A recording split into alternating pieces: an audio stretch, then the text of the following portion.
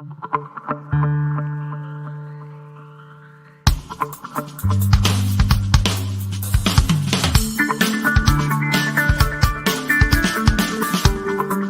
UNED.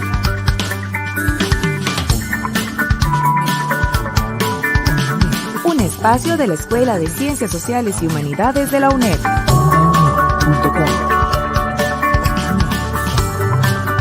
Hasta donde estés.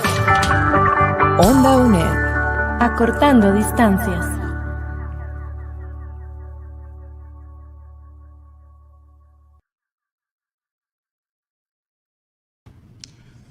Bienvenidos al programa Onda UNED. Mi nombre es Pablo Navarro. Onda UNED es un programa de la Escuela de Ciencias Sociales y Humanidades de la universidad, y hoy tenemos la dicha de tener a un artista nacional que, bueno, tiene toda una trayectoria amplia. Estuvo en el Goethe Institut en Alemania, además tiene varios premios a nivel nacional. Ganó el Premio Nacional de Pintura en el 93 y el Premio Aquileo J. Echeverría también en el 93, y la Bienarte en el 2001. Ha sido profesor en la Universidad de Costa Rica, en arquitectura, en bellas artes. Además tiene un doctorado en mediación pedagógica en la Universidad de La Salle. Pero hoy, además de todos estos reconocimientos, vamos a hablar de un proyecto que es poco común.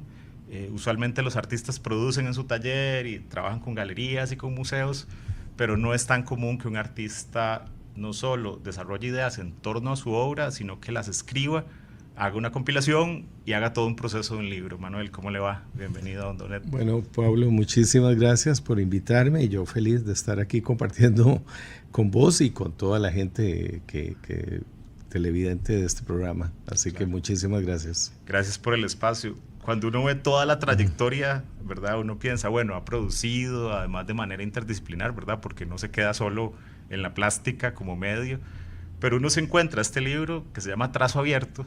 Y además hay algo muy particular, en la portada se ven las palabras trazo abierto, y además tiene a nivel de la gráfica unas líneas que podría llamarse el libro dibujo en su totalidad, o todo el dibujo, o dibujo completo, pero alude más como una acción continua, ¿verdad? Creo que esas tres figuras o tres símbolos de trazo, abierto, más la imagen dicen mucho. Tal vez empecemos por ahí, como el título, esta idea del mismo trazo, que no es casual, ¿verdad? Me imagino, ¿verdad? No es casual. Bueno, este proyecto en realidad es un esfuerzo por compilar ideas que vengo trabajando de hace mucho tiempo. Quiero aclarar que yo no soy dibujante al 100%, yo creo que yo he sido un artista alternativo que ha hecho videoarte en algún momento de su vida, incluso hasta esculturas había hecho, pero sobre todo yo me considero más videoinstalador y videoartista y demás, pero que sí, ha tocado el tema del dibujo. En algún momento de mi vida terminé graduándome en la cátedra de pintura de la Universidad de Costa Rica, etcétera, pero sí, siempre yo he tratado de tener una mirada mucho más abierta del arte, y especialmente cuando vivimos en el siglo XXI, y los que vivimos el traslape de un siglo con el otro, pues con mucho más razón. Hemos visto tantos cambios desde la aparición de la computadora, y creo que todos los que tenemos algunos años ya en nuestro haber, sabemos que el mundo ha cambiado tantísimo en los últimos 30 años de una manera increíble, de una manera exorbitante. Ahora, este proyecto lo armé por inquietudes mías gráficas que vengo desarrollando hace tiempo, pero también me interesó un poco reflexionar sobre el tema de la percepción y la mirada. Yo creo que fundamentalmente es eso. Estamos muy acostumbrados a venir de una formación donde se nos enseña a reproducir la mímesis de lo que vemos. Entonces es ver y copiar y dibujar, y incluso cuando más apegados a esa realidad, entre comillas, real, lo hacemos, la gente se impresiona más. Incluso alguna gente dice, mira, te quedó tan bonito como una fotografía. Es un paradigma que yo creo que a veces vamos a tener que romper, en el sentido, por lo menos es mi reflexión. Yo no digo que hay que hacerlo siempre, porque yo estoy claro que en arte no hay verdades absolutas, eso quiero dejarlo muy claro, en arte no hay verdades absolutas, y yo creo que el mundo es muy diverso, y por tanto así diversas son las miradas, y hay maneras de hacerlo. Ahora, lo que sí nos hemos aprendido, especialmente incluso de las últimas investigaciones que ha hecho la física cuántica, incluso hasta la misma ciencia ha tenido que hacer replanteamientos sobre las miradas. O sea, a veces los ojos no siempre nos están diciendo la verdad.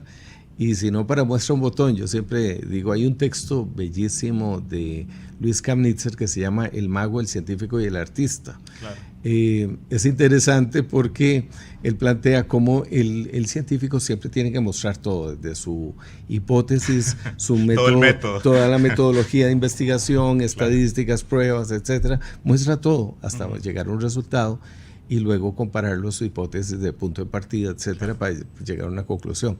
Esa es una manera, pero por otro lado está el mago. El mago hace justo todo lo contrario, siempre nos oculta todo. Y el mago sabe que los seres humanos tenemos una excesiva confianza en la mirada, en el ver, en el sentido de la mirada, y es justo ahí donde nos engañan.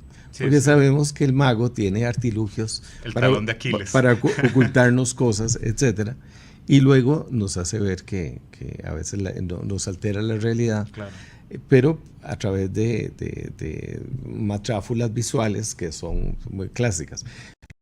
Luego está el artista, yo digo que la gran ventaja del artista, como lo plantea Kamnitzer, es un poco el tema de que estamos abiertos a cualquier cosa, desde mostrar todo hasta no mostrarlo, hasta en algún momento buscar respuestas, y a veces la pregunta es lo más importante. A veces desarrollamos toda una producción de arte basado en preguntas. Sí, la pregunta hace caminar. Y entonces es un poco eso. Entonces tenemos procesos muy abiertos y por tanto es así. A mí todo lo que ha mencionado, ¿verdad? Porque ya ahí habló de videoarte, habló un poco de la filosofía con la que uno se vería a uno mismo como artista en sus procesos.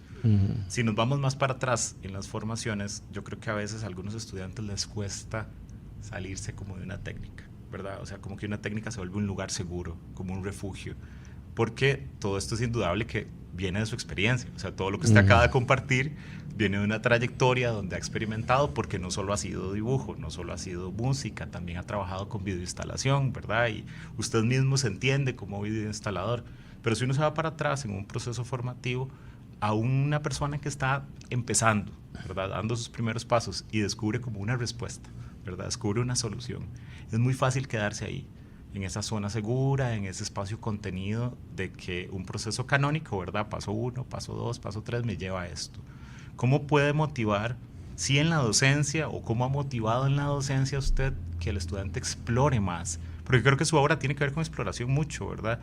Pero ¿cómo comunica uno este ejercicio? Exploren, busquen más allá de lo que la técnica les da. O sea, la técnica es una plataforma. Como lo veo yo, ¿verdad? Ahora usted decía, son las miradas. ¿Cuál es la mirada suya de la exploración en la docencia y cómo ha sido esa exploración en sus procesos creativos? Bueno, es una pregunta muy interesante y retadora para cualquier proceso pedagógico. Claro. Y si uno trabaja en docencia, pues es muy clave eso. Mira, son varias cosas. Yo personalmente he llegado a pensar que lo que yo les he dicho a los estudiantes es que lo más importante es la sinceridad con uno mismo. O sea, no hay una obra de arte que pueda trascender si no hay una sinceridad introspectiva. O sea, que lo que yo pinto es porque yo lo vivo, porque yo lo estoy sintiendo. Y eso de sentir le da mucho sentido a la obra, valga la redundancia. Encontrarle sentido el sentido propio.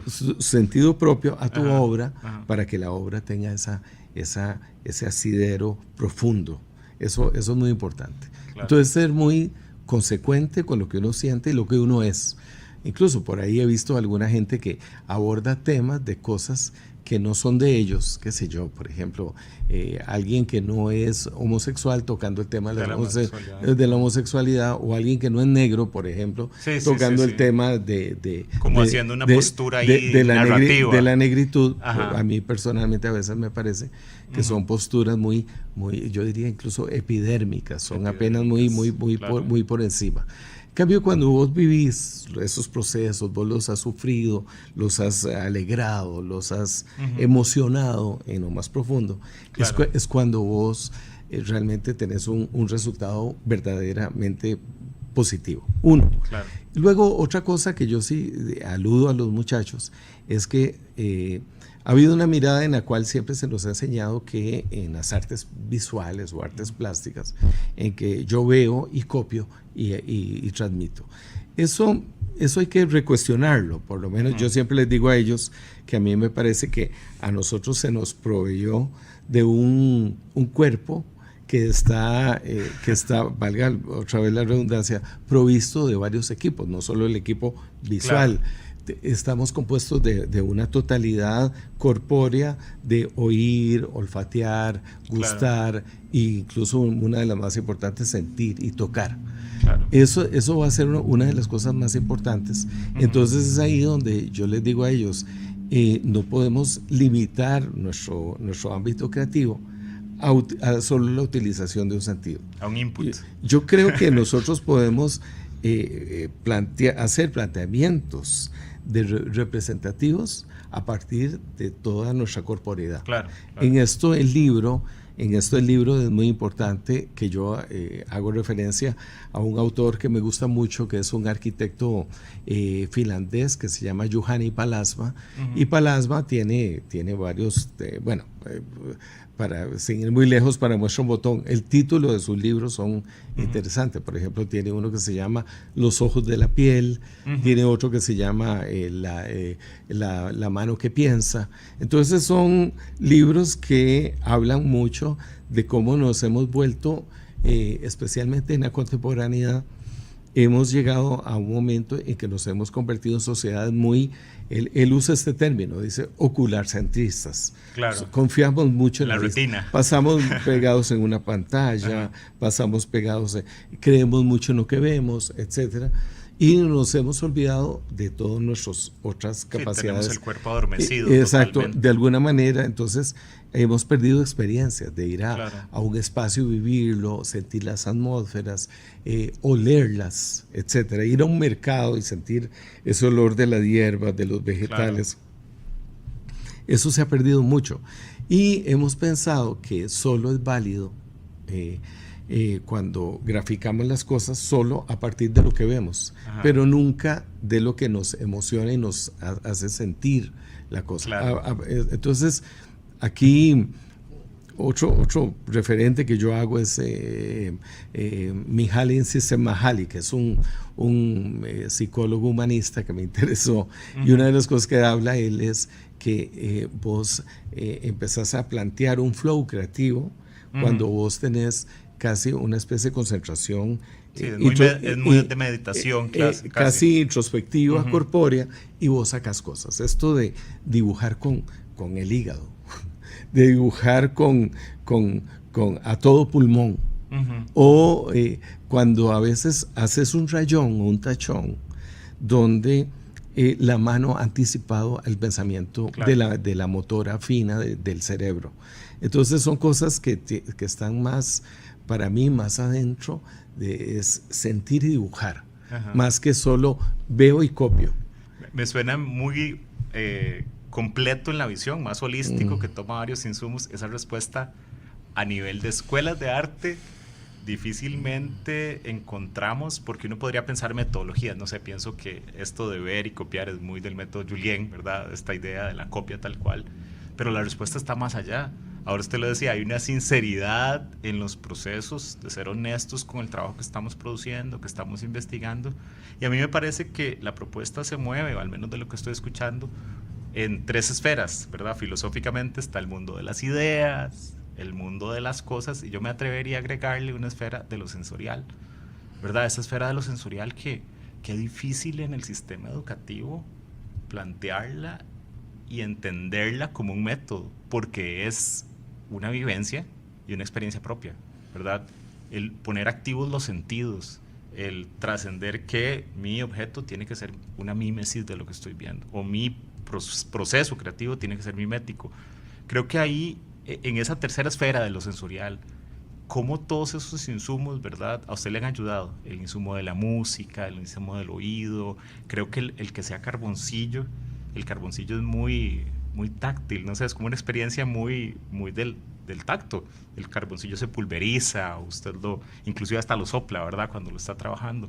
¿Cómo esos inputs han ido marcando una estética en su trabajo? Porque son muchos, no es un solo input, ¿verdad? No es eso, solo esa retinal o ocular que dice, que somos, ¿cómo es la frase? Que estamos centrados en ocular centristas. Esa frase, ¿cómo trascenderlo? Porque sus vivencias son múltiples y no están en una sola línea. O sea, hay una multiplicidad de lenguajes que da la experiencia.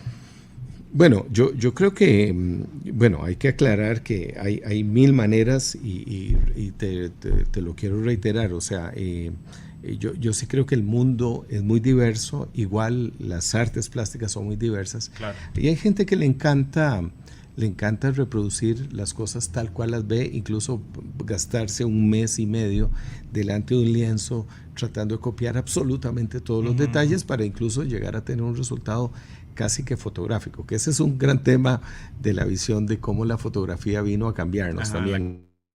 La cámara oscura que mencionábamos. En algún momento eso vino a cambiar nuestras cosas, ¿no?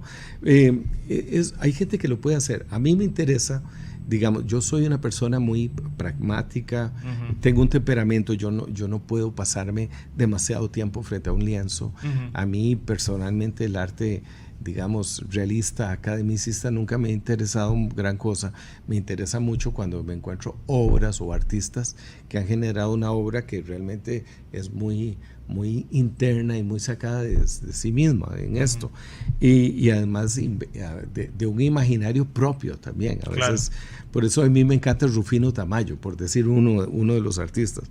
Porque Rufino Tamayo se inspira mucho en la cultura popular mexicana y toda la tradición mexicana, etcétera, pero además genera un imaginario propio surgido y no necesariamente es una realidad reinterpretada o resematizada. Entonces en eso se vuelve muy rico.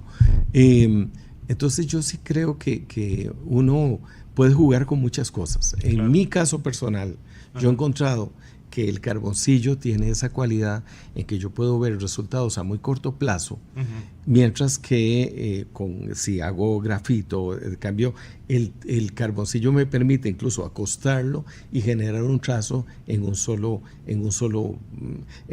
barrido. Es muy directo. Entonces es muy directo y se acomoda mucho a mi sentir, a mi emoción de cómo yo hago las cosas.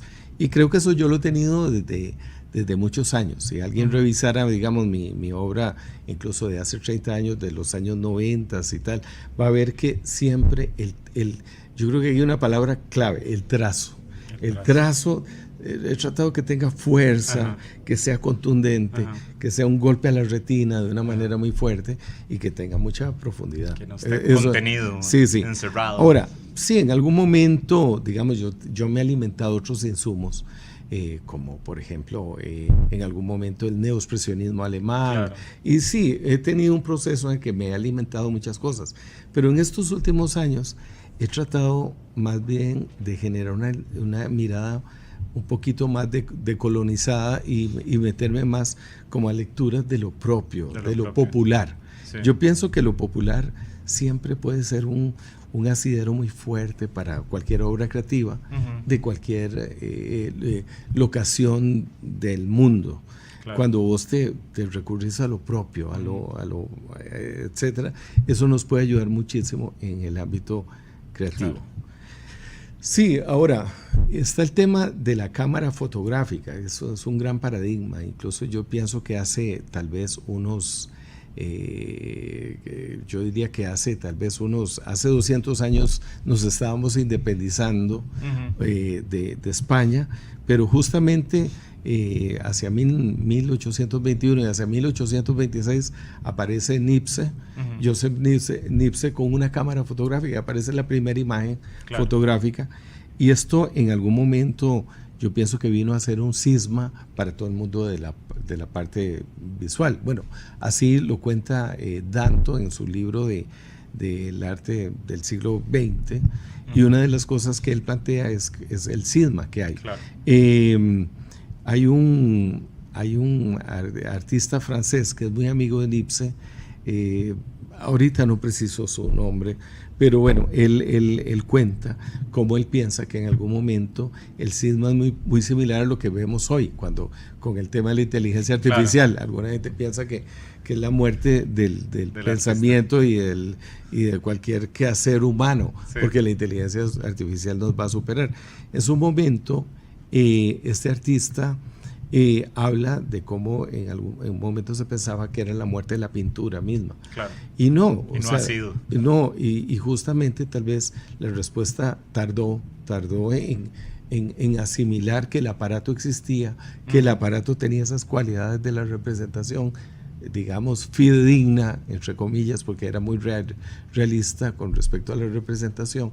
Entonces, creo que a los artistas de principios del siglo XX, hace 100 años atrás, les tocó reinventarse. Entonces, cuando uno ve todas estas corrientes como fauvismo, expresionismo, abstracción, neoplasticismo, y aparecen todos estos ismos nuevos de la modernidad que nos hicieron repensar, y que no tienen que ver con la realidad, sino es cómo yo la puedo leer o cómo la puedo reinterpretar. Vuelve otra vez al concepto de la mirada que tenemos sobre la realidad que nos circunda. Sí, ¿verdad? sí. Ahora, esto es lo que nos han enseñado los cursos de historia del arte de las escuelas tradicionales. Ahora, podríamos también, aquí se nos vuelve una muy buena oportunidad como para empezar a ahondar sobre cuáles también han sido las miradas del mundo prehispánico nuestro, ¿verdad? Claro. Porque ahí tenemos unas miradas donde justamente no había un gran interés por el realismo, sino, o sea, incluso muchas de las... más mágico, simbólico. Digamos, sí, muchas de las figuras, incluso Huetares, en el libro de don Henry Vargas, cuando él analiza, incluso antropométricamente, nos vamos a encontrar que ese canon de Policleto, eso no existe, sino son figuras de 4 o 5 cabezas, o sea, en la expresión Huetar. Pero no era importante para eso.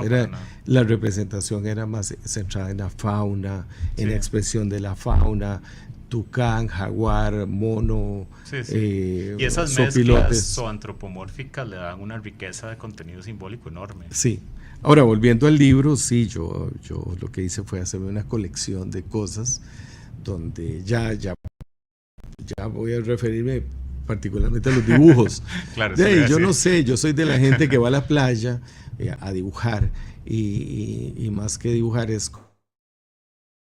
como yo me siento con el lugar. Claro. Y trato de ser muy consciente en eso. Cómo yo lo siento así. Y no doy muchas vueltas, hago el dibujo de cómo yo lo siento. El otro día estaba en Playa Carrillo y a dibujar la playa. Estoy en la playa y lo que me llegaban eran muchos zanates. Entonces, no sé, era una imagen muy fuerte. Entonces terminé dibujando eso. O sea, y donde en algún momento hay una especie de construcción y deconstrucción, porque los dibujos yo los hago algunas veces y después con el mismo lomo de la mano yo termino borroneando y termino digamos haciendo un barrido del mismo carboncillo sobre el papel, y también usando hasta el borrador y volviendo a rayar cosas. Es más como yo lo puedo sacar, lo puedo sentir, donde el trazo es realmente protagónico. Eso me gustaba y eso lo hice.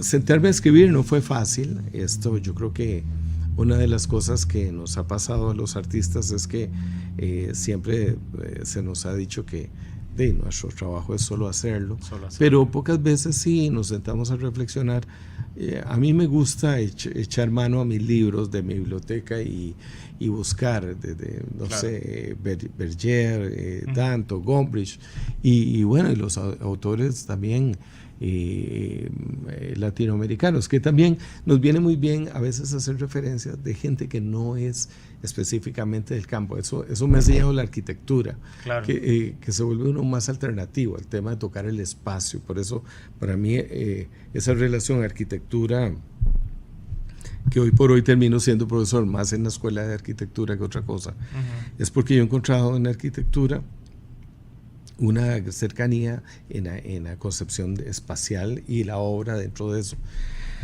Entonces se venía muy bien trabajar esto y reflexionar. Entonces aquí es donde uno empieza como a conocer autores, bueno, en algún momento incluso creo que yo cito hasta Humberto Maturana, que es un biólogo y que tiene pensamiento. Poemas de Jorge de Bravo en el libro. Bueno, sí, porque yo... más como de lo existencial, del sentir. Exacto. ¿Por qué razón? Porque son autores que no podemos obviar y que nos pueden alimentar muchísimo. Lo que pasa es que hemos sido muy endogámicos, o sea, nuestro campo y nuestro compartimento.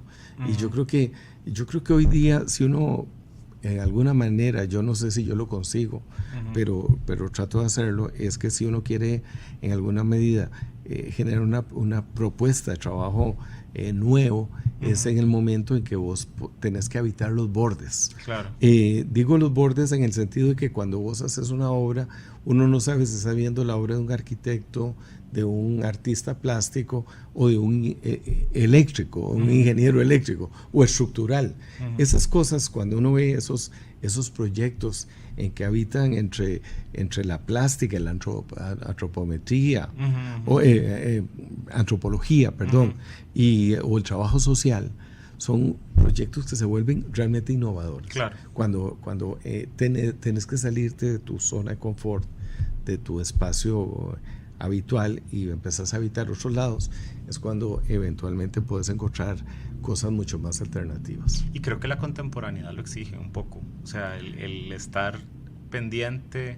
Hay una frase que me acuerda de Galeano, que en algún momento alguien le decía, es que me parece que tenés la mirada puesta en el microscopio y en el telescopio a la vez. Sos alguien que logra ver, le decían de la obra de Galeano, ¿verdad? Logra ver la totalidad y lo micro.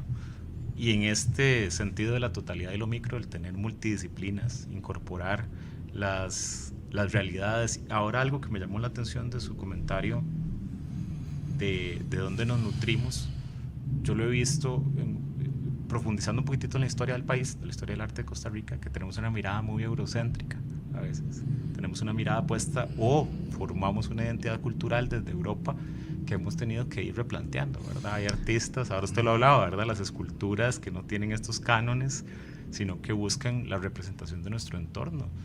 Realmente el costarricense podría nutrirse de un montón de valores y un montón de estéticas del entorno. Yo incluso a veces he sido un poco duro, digamos. Yo con mis estudiantes, yo a veces les digo que vamos a tener que asumir una actitud un poquito freudiana, sí, como cuando el adolescente saca el puñal y mata al padre para consolidarse como él mismo. Claro.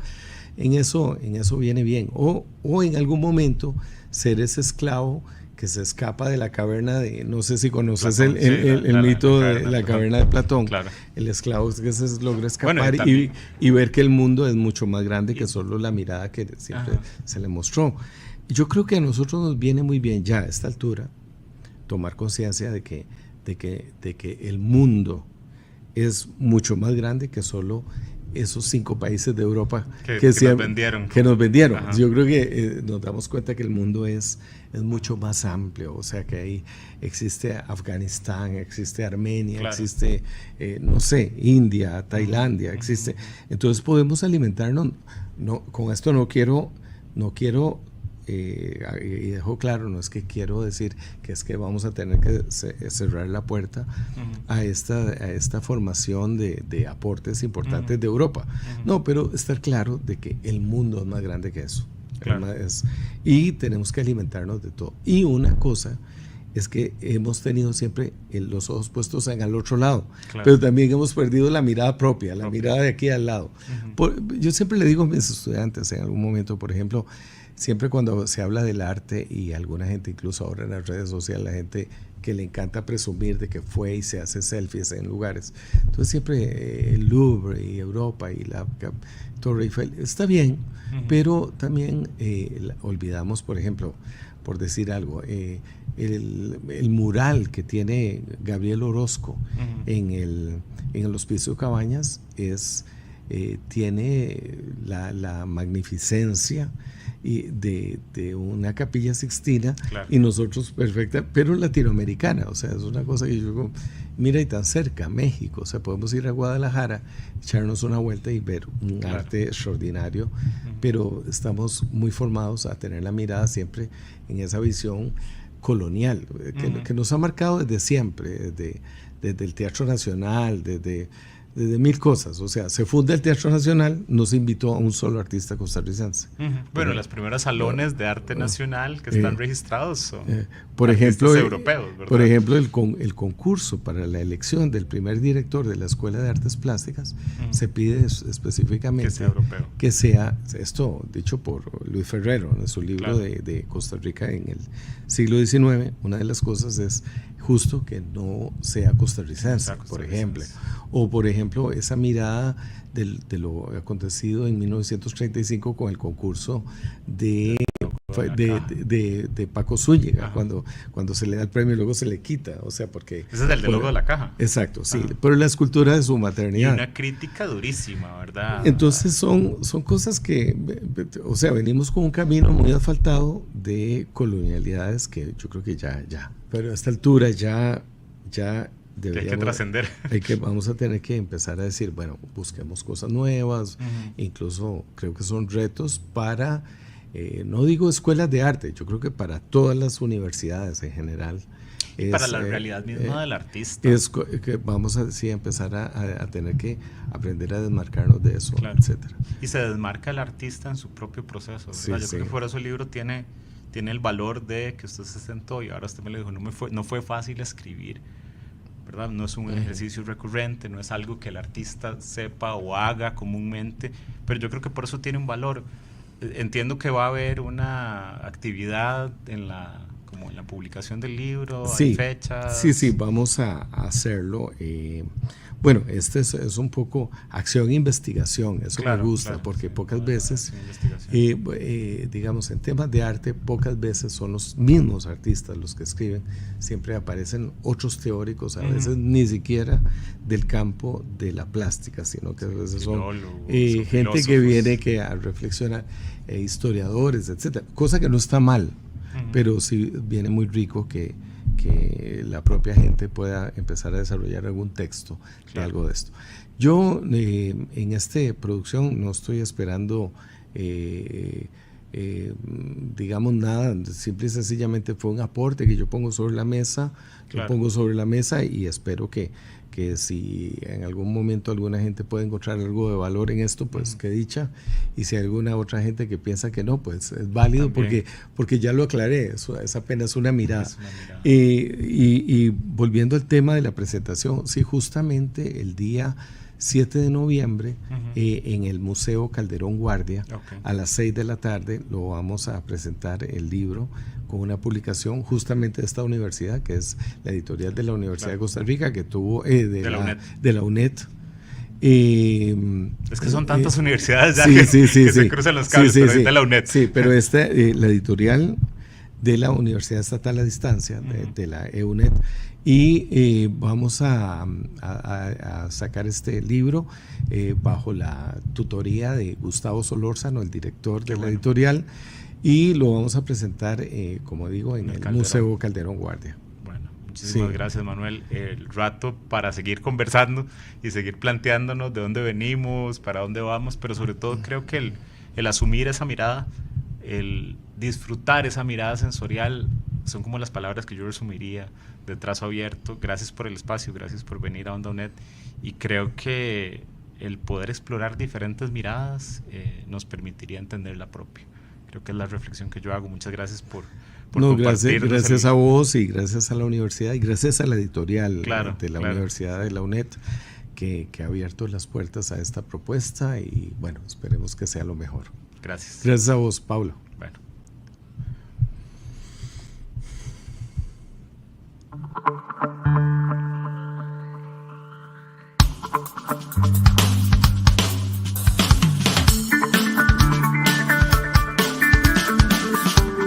Onda UNED.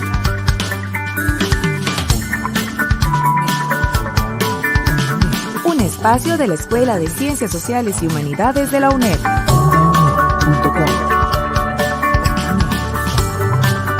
Hasta donde estés. Onda UNED. Acortando distancias.